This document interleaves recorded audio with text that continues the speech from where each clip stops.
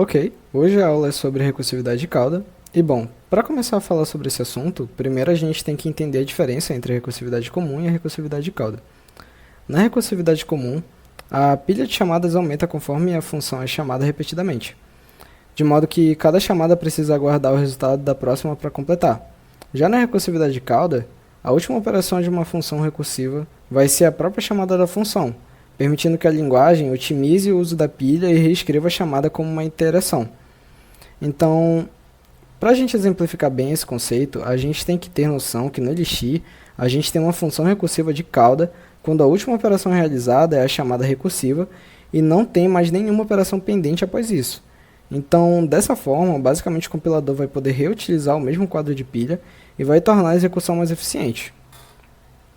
Para mostrar melhor essa diferença, eu vou criar bem aqui uma função recursiva que não se utiliza da recursividade de cauda, né? Então vai ser uma função fatorial mesmo.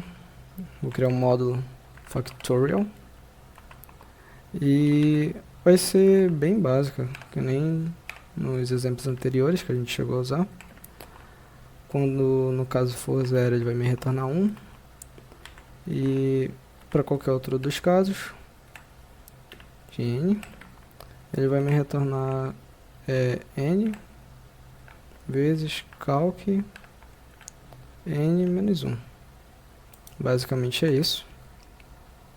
Então, nesse exemplo, após a chamada recursiva de calc n menos 1, a função ainda precisa multiplicar o resultado por n, então ela não é uma recursividade de cauda. Só para a gente testar essa função, eu vou executar o iex bem aqui. Vou mostrar para vocês. C factorial.x. Deixa eu ver aqui.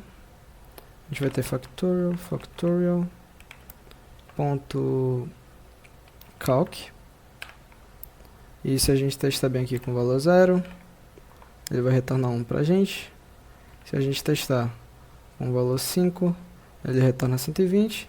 E se a gente testar com o valor 10, ele retorna 3.628.800. Beleza, vamos abortar bem aqui. Então, agora eu vou mostrar para vocês um exemplo de uma função responsiva que se utiliza da responsividade de cauda. Eu vou comentar esse código bem aqui. E vou criar o mesmo esquema, basicamente, para esse daqui de baixo. Eu vou criar o defcalc n, de modo que no caso de n ele vai me retornar calc n1, ok?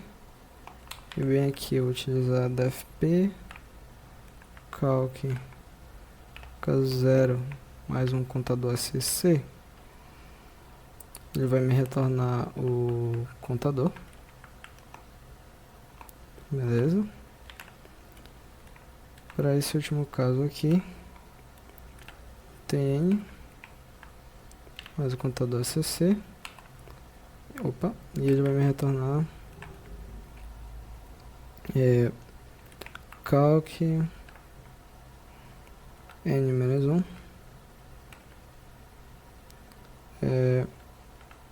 e n vezes o contador acc normal.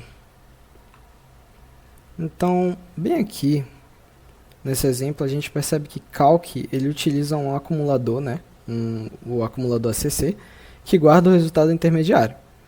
A última operação da função é a chamada recursiva para calc com o valor atualizado do contador acc, e isso faz com que essa função seja considerada uma recursividade de cauda. Bora testar ela bem aqui. Vou dar um clear bem aqui no terminal. Vou executar o iex novamente. C factorial.x. Bem que eu vou utilizar factorial.calc E bora testar com os mesmos valores. 0, ele retorna 1, normal. Se a gente testar bem aqui com 5, ele retorna 120. E se a gente testar com 10, ele retorna 3.628.800.